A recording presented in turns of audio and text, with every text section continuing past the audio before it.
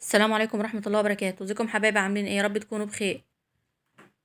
النهارده بقى ان شاء الله هنعمل معاكم الفراخ الجميلة ديت. طالعة بقى بالجمال والروعة كده زي ما انتم شايفين. وعملتها يعني ايه كلها كده هي والخضار مع بعض في الكيس الحراري. ما شاء الله يعني ما خدتش اي وقت. واتحمرت يعني واخدة لون جميل كده ايه. وهي في الكيس برضو. ندخل بقى على المقادير على طول، المكونات يعني اللي هنعمل بيها الفرخة عشان ما نطولش عليكم الفيديو. دي بقى كل الحاجات اللي هنعمل بيها الفرخة بتاعتنا. ده الخضار اللي انا هستخدمه.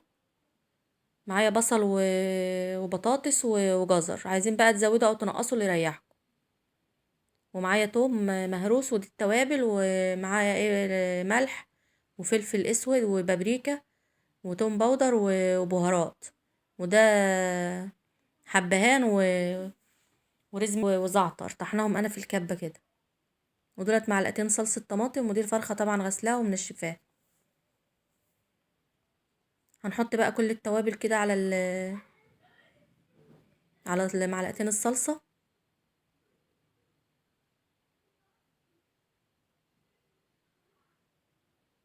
ما شاء الله طريقة يعني سهلة وما خدتش يعني اي وقت. وهنحط عليهم معلقة كبيرة عسل نحل. العسل يعني ما بيديش يعني طعم مسكر ولا حاجة، بس بيدي بقى لمعة كده للفراخ، بتبقى جميلة بصراحة. وهنحط برضو معلقتين كده ايه زيت، مش كتير يعني، زي ما انتوا شايفين كده. هنقلب بقى كل الخليط ده وهنتبل بيه بقى الايه الفراخ. ونتبل بيه يعني الفرخة بتاعتنا.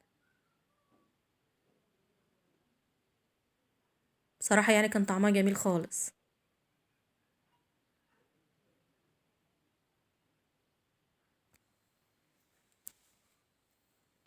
اللهم صل وسلم وبارك على سيدنا محمد.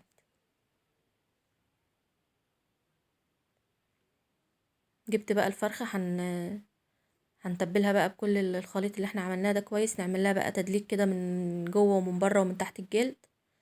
يعني هندخل كمان التتبيله كده تحت الجلد.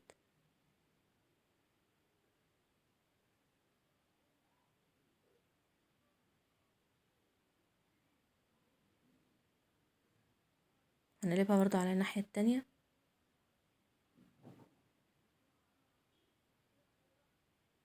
نتبلها بقى ونسيبها حوالي كده ساعه في التتبيله ديت. وبعدين بقى ايه، نعمل بقى بقيه المكونات بتاعتنا. يعني انا سبتها بس حوالي نص ساعه. هي طبعا كل ما بتستنى اكتر بتبقى احلى يعني.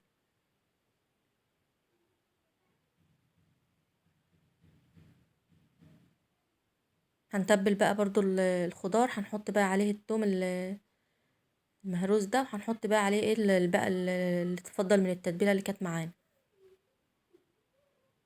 معلقتين كده بقى اتبقوا يعني، هنتبل بقى بيهم الخضار بتاعنا.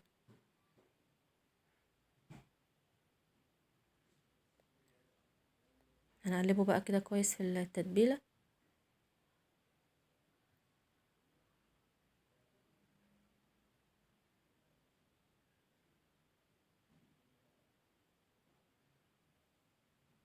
هنا بقى الخضار جاهز والفرخه كمان بتاعتنا جاهزه.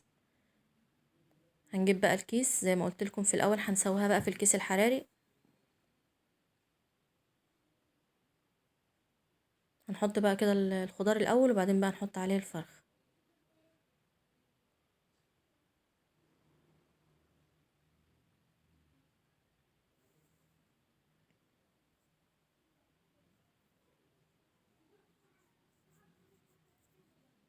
اللهم صل وسلم وبارك على سيدنا محمد.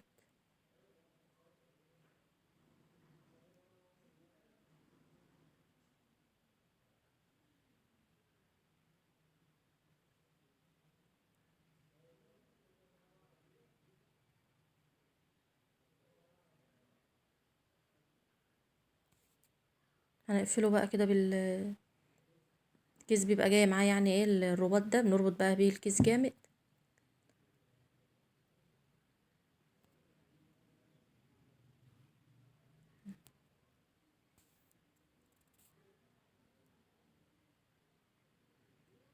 هنا بقى بقت كل حاجه يعني بقت جاهزه. هنجيب بقى الصينيه اللي هنحطها فيها عشان ندخلها بقى الفرن.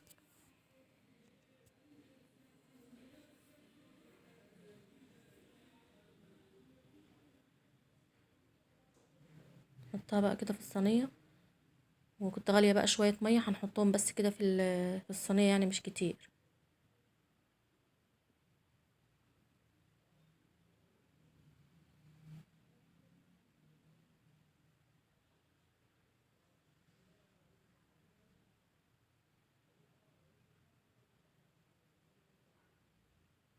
وهنعمل بقى كده فتحه في الكيس من فوق عشان ايه، التهويه بس عشان ما يفرقعش يعني في الفرن.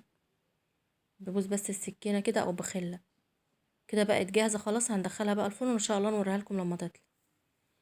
هنا بقى ما شاء الله الفرخه وما شاء الله بعد ما استوت، انا كنت طبعا مسخنه الفرن على درجه حراره 200، وما شاء الله خدت بقى اللون الاحمر الجميل ده، وهي كمان جوه الكيس. بالراحه بقى كده وانتوا بتفتحوها، خلوا ايديكم بعيد عشان البخار اللي بيبقى طالع ده بيبقى سخن خالص. طالعه بقى ما شاء الله بالروعه والجمال كده، واخده بقى اللون ده بقول لكم. والبطاطس ما شاء الله مستويه خالص هي والجزر. خدت حوالي ايه ساعه الا ربع، لان الفرخه بتاعتي يعني مش كبيره قوي.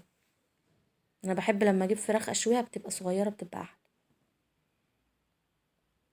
هنا بقى بعد ما حطيتها في طبق التقديم، ممكن بقى تتاكل بعيش مع طبق طحينة او سلطة، ممكن بقى برز بقى اللي يريحكم.